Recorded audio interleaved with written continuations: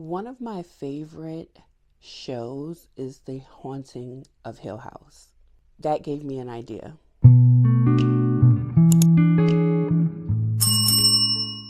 Welcome back to Reading Spencer's Chai Sips. I am your girl Sasha Bonet, and Shirley Jackson is an author that I have never read from.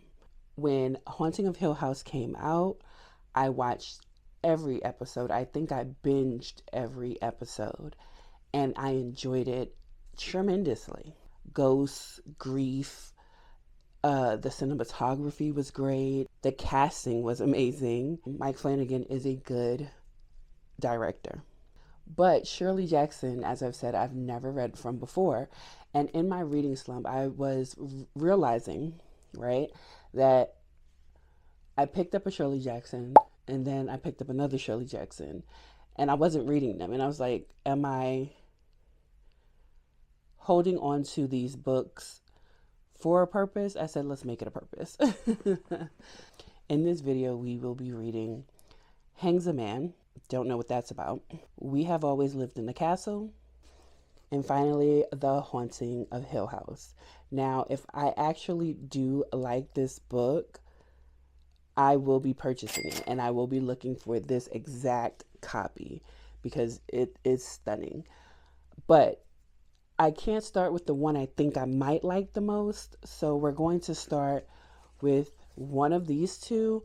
And I'm thinking We Have Always Lived in a Castle since it has a house kind of structure in it. We'll start with this one and then we'll move on to Hangs a Man. So let's do that. Just know if you ever see me like this low to the ground, it's because my back hurts. I'm sitting on my library floor. But I just started We Have Always Lived in a Castle, and this had me quirking a brow. I dislike washing myself and dogs and noise. What do you mean by that?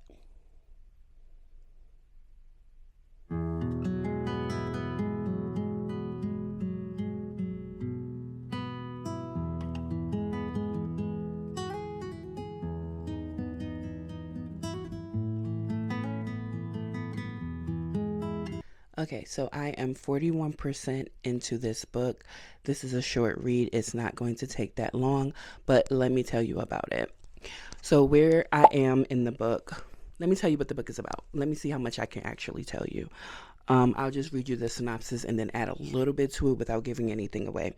So Mary Cat Blackwood lives on the family estate with her sister Constance and her uncle Julian.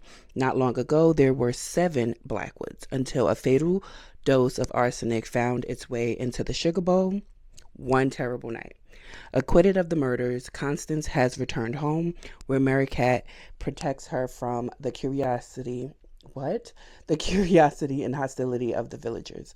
Their days pass in happy isolation until cousin Charles appears. Only Mary Cat can see the danger, and she must act swiftly to keep Constance from his grasp. Now, where I am, cousin Charles has just appeared. So this book has eerie, gothic, gloomy atmosphere. It's very ominous, as I say, monotonous, ominous. And it's interesting because we are in the aftermath of Constance already coming home. She's been home for a while after the trial that she was found to be not guilty at, right? And you see how evil people can be because we claim to be a society that relies on justice, right? The courts will give you justice. Then when the courts disagree with your public opinion, you turn to kind of like gossip and vigilantism, right? So this young girl, because Mary Cat is like, I don't know, she can't be no older than 12. And because the gossip is too much for Constance and Uncle Julian is too old to go outdoors, we see that Mary Catherine is her name, but they call her Mary Cat, is the only one that is brave enough, strong enough, and able to go into town to buy groceries or go to the shops and things like that for the house. And the thing is, they used to get certain things delivered, but because Constance is no longer, she's like the pariah of the town. The Blackwoods are the pariahs of the town. She cannot handle the gossip and the jeering and the torch torches lit, by the folk of the town. So Mary Cat does it. And there's a scene where Mary Cat goes into town and grown ass people, women like to, throw barbs, but men are very confrontational, even when it's a child. So she goes into a like diner, or what do you call it? A bar. Kind of like a bar, but it's not really a bar. But she goes into a diner and sits at the counter every time she goes into town, and she orders a tea, right? And she does it in her mind, because it's like, ha, I'm not that scared of you. But she doesn't act that way. She doesn't act scared, but she doesn't act brazen. It's just the act itself of going to town and sitting at the counter is brazen enough, right? To the people around, because they're like, you should stay up in that house. You should do this because we know you're guilty. And Mary Cat has never been thought to be guilty because she was way too young. Not saying that she is. There's no inkling that she might be or anything like that. And these men come into the diner and start heckling her. And it's like, you're grown ass people. Even when she's on her way home from picking up the groceries and doing her act of defiance or, stronghold, there's children on the path that like to sing songs and, make fun of her. And she asked one of the ladies one day that was standing outside, like, can't you make them stop? And the lady with a smirk on her face was like, you're not supposed to, boys, you're not supposed to jeer at a lady. And then she starts laughing with them.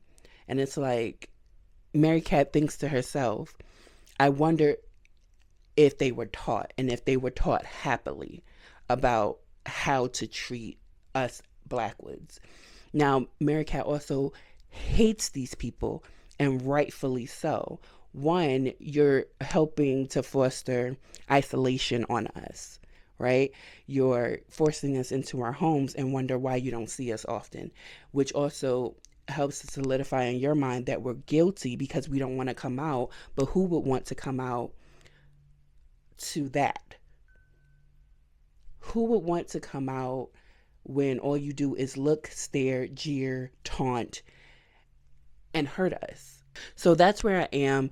And when Cousin Charles comes, Mary Cat is very wary. She's like, I see something dangerous about this man. He's no cousin of mine.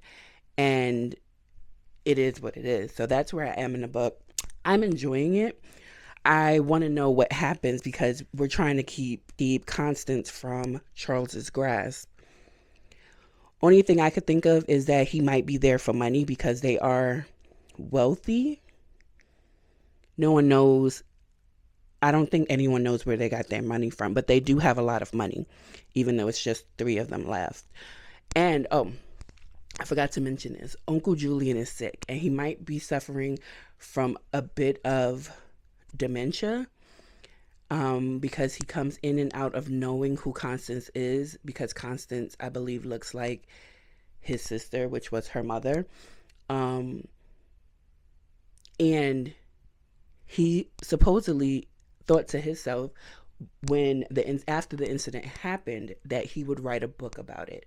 So he's written down all of these details and instances of what has happened during that time that he could remember, during the day that everyone that passed away from the arsenic poisoning, what happened, and afterwards, including the trial. And he doesn't think Constance did it. Obviously, Mary Cat doesn't think that her sister did it. No one thinks that Uncle Julian did it. So how were they poisoned? We still don't know. So that is where I am in the story. The next time you see me, I will be done with this book and we will be moving on to the rest in this video. So, good news. We Have Always Lived in a Castle. It's complete. I read it. I'm going to give it 4 stars. This book was atmospheric.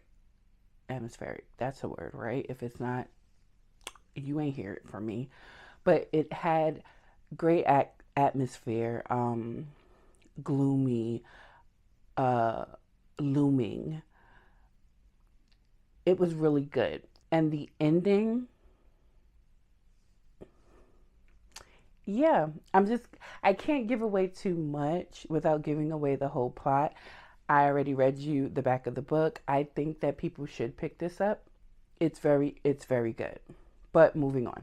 Next, we're going to be reading Hangs a Man. Now, this one is a lot longer and the text seems to be a little dense. So, we'll see what this one is about. Let's read the back of the book first. 17-year-old Natalie Waite longs to escape home for college. Her father is a domineering and egotistical writer who keeps a tight rein over Natalie and her long-suffering mother. When Natalie finally does get away, however, college life doesn't bring the happiness she expected. She becomes infatuated with a married professor and feels lost and overwhelmed. Little by little, Natalie is no longer certain of anything, even when reality ends and her dark imaginings begin. Chilling and suspenseful, Hangs the Man is loosely based on the real life disappearance of a Bennington College sophomore in 1946. I didn't know we were going into this kind of territory, but yeah, I this sounds really good. This sounds really good. Okay, so we're reading 3 books in this video. One of them, I think We Have Always Lived in the Castle. I don't think I would mind owning that and reading it again, having it in my collection and being able to read it again. But this one, if it's good, this is another one I'll put on the list that, I want to own for my collection. There are many things that people don't tell you when you're a homeowner is how much expense goes into owning a home. So, right now I'm waiting for the HVAC people to come. I've already had it inspected. So now I need Freon. And I would say every 6 months. So for summer and around fall, you should get your HVAC inspected to make sure everything's still good and then topped up with the things that it needs. So that's what's going to happen today. But I hate when they give you call times that's like 5 hours long. So my call time for today or appointment window was from 8 to 1. Okay? It's like 10. And I've been up for a long periodically time. And it pisses me off. But anyway, you didn't come here for that. When I start this book, I'll let you know. So I have finished Hangs a Man by Shirley Jackson. And I don't know what to think about this one, you guys. I listened to the audio and read along with this. This doesn't have chapters. Well, at least this copy. I don't know if every copy does or doesn't. And oh, and by the way, I don't have the little mic. I don't know. I misplaced it. It's in this house somewhere, but I don't feel like looking for it. So I hope the audio is good. But and my voice is a little gravelly. I don't know. Summer. But but I don't know what to think about this. I read it. It was interesting. It wasn't boring. I just don't know what to think about this. And I already read the synopsis for you guys or the blurb on the back of the book. So you know what it's supposed to be about.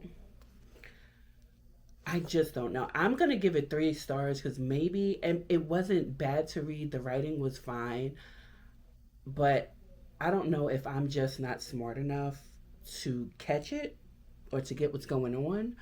I don't know. So I'm like I said, I'm gonna give it 3 stars, 2.5, 3 stars, 3 stars, more like it. And let me know if you've read Hangs a Man. And I know she has other books like The Lottery, which a lot of people love, but these are the three that I chose for this video. So just let me know if there are ones that I should have chosen over this one, because this one I just don't know. Um, I really don't know what to think about it. And the relationship between Natalie and her father, it's not a weird relation. It's a weird relationship because it's against the status norm. Uh, they have a very cut and dry relationship, and she has that relationship with her mother and her brother as well. I don't know what to think about this book. And the Tony character that comes into play like 75% into the book, why did I think she wasn't alive? Like Natalie was making her up in her mind just to find out that the person at the one armed man could see her. And I was like, oh, so she's not in a figment of her imagination. So I don't know what I'm reading. Like that was my end all thing. I just don't know what I'm reading. Okay, so I'm just gonna continue to read it. I don't know what's going on. I really don't. And that's what this was. I did not know. So I I'm gonna put up here what the ranking is so far of these three books. So my first would have to be We Have Always Lived in the Castle. That's number one. This one is in number two, Hangs the Man. And now we're going to move into Haunting of Hill House. I hope it's good because I do like this cover with the black sprayed edges. I hope it's good. But I also decided that I'm going to also do a rewatch. So I'm going to read this, let you guys know how I feel about this, and then I'm going to rewatch the whole show of The Haunting of Hill House. You're not gonna watch it with me. I'm just gonna watch it alone, and then I'll let you know my final ranking of the three books and how I felt about the book versus the show. So let's get into doing that. So let's discuss The Haunting of Hill House because I finally finished it. I didn't come with any interim thoughts because I didn't think there was any need for it. Hold on, yeah. So, The Haunting of Hill House, if you've watched the show, I would say the show, for Mike Flanagan and whoever else came up with the idea for the show, The Haunting of Hill House, they have a very, very great imagination because to get all of what they got from this is astounding. This book, put it this way, I was going to rewatch the show due to me reading this book. There is no need because usually when people do that, they want to see, oh, what's different. Immediately, you know what's different, especially since I already watched the show and then I read the book. Reading the book is 100% different from the show. First off, the siblings are not siblings in here. That's something that's different. These are not spoilers. I'm not going to tell you what the story is actually about or what happens in the story, rather, I should say. But there are no siblings in here. There is no mother and father. The Dudleys are still the same in this book, and some of the dialogue pieces are taken directly from this book. Like walks the whoever walks in Hill House walks alone, that kind of thing, or when Mrs. Dudley says alone in the dark. That's also in here. But you do get certain characters. Like Nellie is still the same. Nellie is in this book. Theodora is in this book. Luke is in this book. And the two Dudleys. After that, no one else is in this book. And that's why I say for Mike Flanagan and whoever else his is on his team or whatever to come up with that story from this story, great imagination. But for this one, I'll basically tell you what it's about. So a doctor, of, I want to say, let's say psychology. I can't really remember what his profession is. Gets together a group of people that he thinks can help him suss out the preternatural or the paranormal or the supernatural, if you will, in the House of Hill House, because he's been there before and he saw so many things and he wants to write about it. And Luke is he will own Hill House one day. I think his aunt owns Hill House and it will be passed down to him at some point. And it does say Luke is a thief. He is not a drug addict, but he is a thief. And Nellie is, if you remember in the show where the mother says that rocks rain down on her house, that happened to Nell in this story. So, and it's recorded. So the doctor wants her. I forgot Theodora, again, like Theodora in the show, has some kind of psychic ability. So he wants her. He sends out letters to a whole bunch of people though, but these are the only ones that respond. And Luke has to go because he needs someone who owns the home to be with him in order to stay a week in this home. That's it. And from there, a lot of supernatural things happen, and you meet two new characters that are just weird. Um, but I enjoyed this, but it wasn't what I was expecting it to be after watching the show. So I wish I had read this first and then watched the show, and then I would have possibly different thoughts. But for what this is right now, I'm gonna give it a 3.5. It gives you spooky, but it doesn't finish with the spooky. And in vain with the dialogue in all three of these books are exactly the same. So her writing has not changed from book to book to book. And it's very playful with each other. Like all the characters are very playful with each other. And the banter is very quick witted. It's very Nini-esque, if you will. Like it's very quick witted. You have to be on your P's and Q's to banter with all of the people in these books. But like I said, I'm going to give this a 3.5. Therefore, we have finished our Shirley Jackson ride. I gave We Have Always Lived in the Castle a 4. If I'm remembering correctly, I gave Hangsaman a 3 because I still don't know what the hell was going on. It could be a 2.5, but I'm going to land on a 3, and maybe on a reread, it will get higher or lower. I don't know. And finally, The Haunting of Hill House, which I'm going to give a 3.5. So that means that my favorite book out of the 4 is We Have Always Lived in the Castle.